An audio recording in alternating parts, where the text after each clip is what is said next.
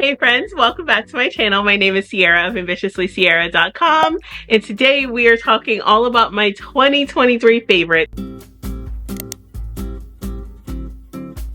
I try to keep this as organized as I can, kind of putting them into categories, but I'm not gonna lie, there is gonna be a section at the end that's just like random things that didn't really fit into a category of its own. Let's just jump right in with my favorite books of 2023. 2023, I definitely fell in love with reading a little bit more. I've always loved reading, even ever since I was like a little kid. But this was the year that I really felt like it became my whole personality again.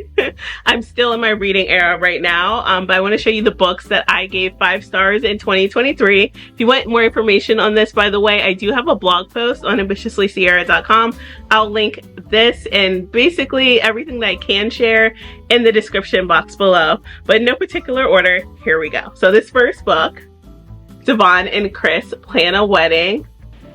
This is like that book you want to read if you're someone who is really into the Netflix dating reality shows. So think The Ultimatum or Love is Blind. Like this was just like that.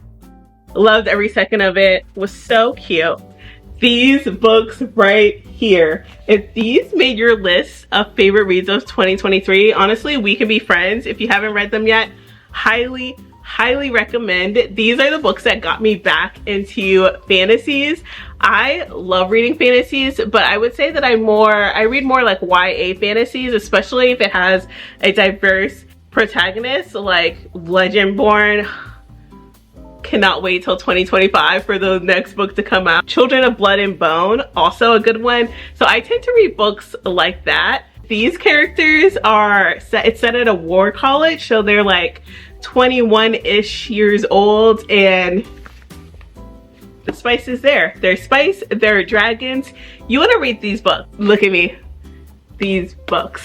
I actually don't have a physical copy of the next book on my 5-star read list, but it was The Ballad of Songbirds and Snakes. I did not want to read that book, I'm not gonna lie. In the beginning, I had no interest in reading it, even though I was I still am a Hunger Games fan, but I didn't want to humanize Snow, so I didn't care to read this book. But since the movie was coming out, I obviously had to read the book before the movie, and I loved it. I thought it was so good. Me and 2 of my other coworkers, we were kind of reading it kind of around the same time as each other, and I would read a section and be like, oh my gosh, did you see that? The movie was great. The actors did a great job with that. I just think that the book gave you some of that context that you really needed. So I feel like the movie could have been confusing, or maybe it's just that I knew too much and so I wasn't able to enjoy the movie as the movie. It was a good movie, but I like the book too. So book was definitely a 5-star read. And the last 5-star read, I actually am going to contradict what I just said about having to read the book before the movie and say that this book right here was a 5-star read, but only after I read the movie. So this is Red, White, and Royal Blue by Casey McQuiston, and I have read a book by Casey before. It was what's it called? One Last Stop, and I thought it was a good book. I think I gave it 3 or 4 stars. However, I wasn't sure if Casey's writing style was for me. There was something about it that I just didn't like about that story, so I was hesitant to read this book. When the movie came out, it stars Taylor Zaccar Perez, aka TZP, and I am obsessed. I love him now, but it has him and Nicholas Gallatin in there, and Nicholas Gallatin also had a big year. But anyway, them two as Alex and Henry in Red, White, and Royal Blue. It's on Prime. Oh my gosh. I love the movie so much that it's still my comfort watch to this day. It is embarrassing the amount of times that I've watched that movie. But because I love that movie so much, I wanted to read the book and gave the book a chance. And I decided to buy the collector's edition, which definitely recommend if you're going to read it, do it. Because one, it is a gorgeous looking book. And it contains a bonus chapter from Henry's POV. But because I wanted so much more of Alex and Henry because of the betrayal in the movie, It made falling into this book so easy. I love it so much. You get to meet characters that aren't in the movie at all. And I don't think I was jaded to like not like the movie because I knew that they existed, if that makes sense. So yeah, highly recommend you read this book if you haven't already, but watch the movie. While we're on the subject of red, white, and royal blue, let's just roll into the next category, which is my favorite media from 2023. I already mentioned that red, white, and royal blue is high up on my list of favorite media that I consumed. It's so good. I've watched it way too many times. I can quote it. It is embarrassing. I've already said that. Let's move on. Similar to red, white, and royal blue, Heartstopper, the second season, came out right before the movie did. I love Heartstopper. It is one of those shows that just makes my inner child so happy.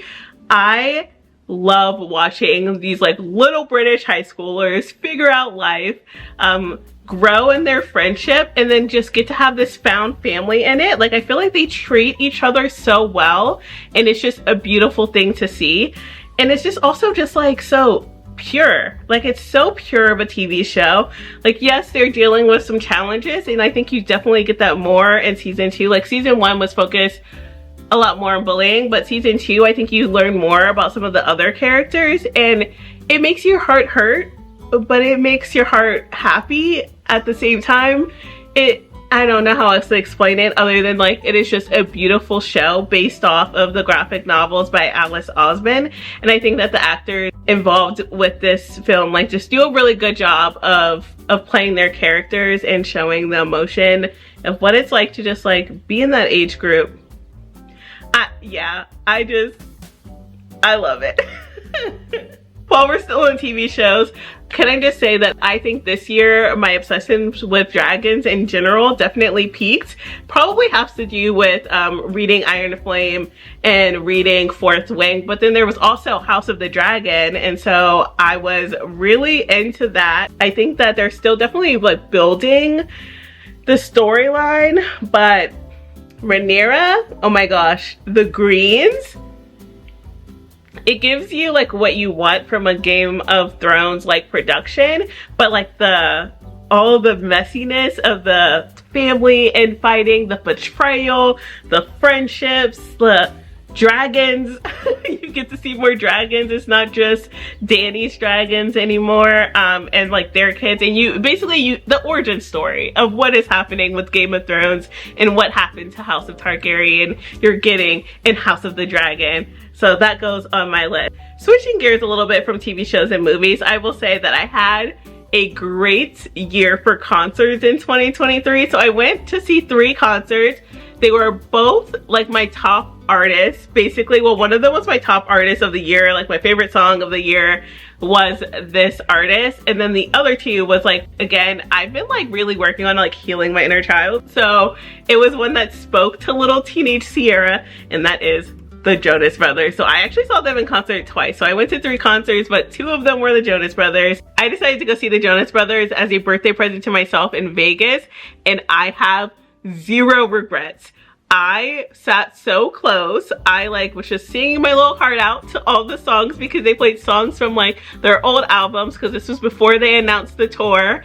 And I just can't explain to you like how much of a good time I had. So if you've ever like consider going to a concert solo, or there was an artist that you really wanted to see that you couldn't necessarily get other people to go see with you, like just go to the concert. You're not gonna regret it. You'll be like surrounded by people who also love the same thing that you do. So as long as you're safe about it, just do it. Just do it. So that was the first Jonas Brothers experience, and then the second time I saw them was in DC, and I actually did go with friends to that concert, and I didn't like care to sit that close, but that was after the album, so they sprinkled in the album throughout their set list along with like songs from all of their other albums that they've released. And again, just a good time to just be sitting in a crowd with people singing along to these songs that like you loved as a teenager. The vibes were just amazing. We're actually going to stand up for this next one because it is this cutie right here. I have become obsessed with Renee Rapp like in the last year. So my sister got me this vinyl for Christmas. Shout out to my sister. It was my top listen to album of the year. I love her. I recently saw her in Mean Girls, and like I said, Renee Rapp stan. So getting to see her in concert this year made my life. It was one of those things where the concert was sold out, so I like waited till the day before to buy tickets from someone else. Went there, did it alone, loved it.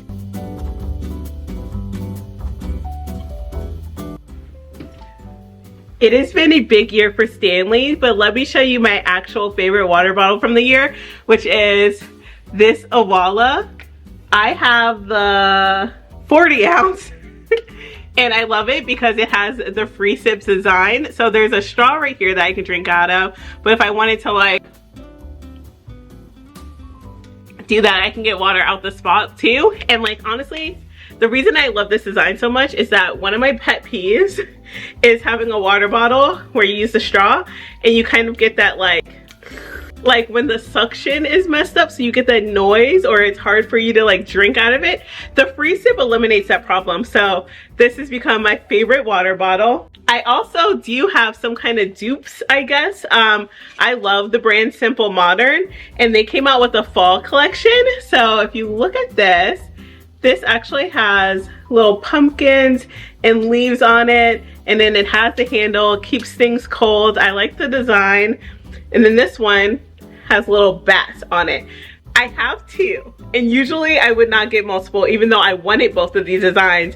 But one of the things that made me happy about Simple Modern is that when these dropped, it kind of like was one of those crazy drops where you had to get things quickly or they sold out. So I bought the bats. It like let the purchase go through. I got an email confirming that like my purchase went through, all that stuff. And then like hours later, I got an email saying, sorry, we oversold the product.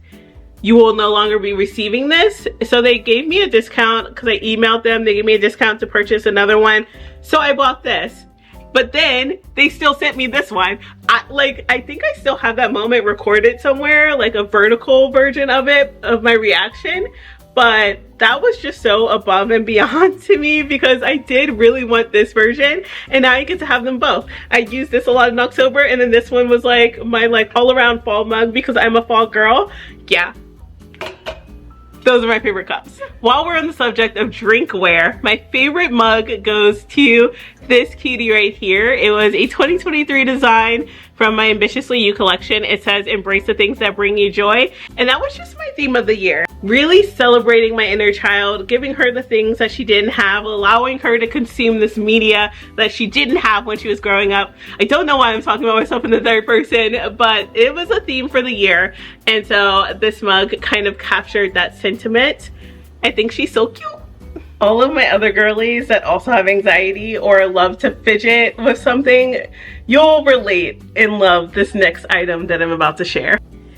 This MagSafe pop socket is definitely one of my favorite purchases of 2023. Like I think it is my favorite purchase of 2023 because I can just sit here and play with this all freaking day. It helps in those moments when I'm feeling particularly anxious. It also is just a really good fidget. And then I like that you can take it off pretty easily. Look at my little dino. And I can use it when I'm like putting it on a tripod or something without having the bulkiness of this pop socket in the back. So yeah, love this so much. Welcome to my bedroom. The next item I'm going to show you is actually a couple of items from a specific brand. It's a little risque, but I need you to stay with me because it is like the thing that like made me feel absolutely powerful and feminine and beautiful, all the things. So let me show you what it is. These bralettes from Thistle Inspire. So this one has a snake design on it, and because I'm in my dragon era, I got this design right here. Let me just say, if you've ever wanted to feel better about yourself, get yourself some good lingerie because I have felt so beautiful in these. I wore them as tops, so I will show some examples on the screen, but I love this company. I found them on TikTok. I like that they're size inclusive because y'all know I am blessed in that area, so I needed some things that would like still keep me supported while looking cute. And plus, like, do you see all these size options? Like, I can expand it in different areas. And like bonus, they have different color nude matching. So you can see that this one's kind of a light brown, which is like really great for my skin tone. They also have other nudes available. So yeah, highly recommend. I can't end off this video without mentioning my favorite travel destination of the year, which was Paris. I have a vlog all about it if you want to check it out. Oh hey, this is editing Sierra, realizing that I never actually did a full-length Paris video, so we'll be doing a short series instead. Stay tuned. I got to go visit my friend who was staying there for a couple of months. She showed me around. We got to do all the things, and it was just so cool to be in a place that was so old and historic and see the beautiful architecture and the art and experience a different culture. I had such a great time, so that definitely is my favorite trip of the year. Though I did get to go a lot of places this year that I love going back to. For example, San Diego will always be high on my list of favorite destinations. But those are my favorites from 2023. I don't typically do favorite videos, but it was fun being able to share some of the things that brought me joy over this year. And I will be moving into 2024 content very, very soon. But until then, friends, remember you are more than enough and capable of amazing things. Thank you for tuning in. Stick around, subscribe. Love you. Okay, bye. Okay, obviously I highly recommend. I just keep saying that, but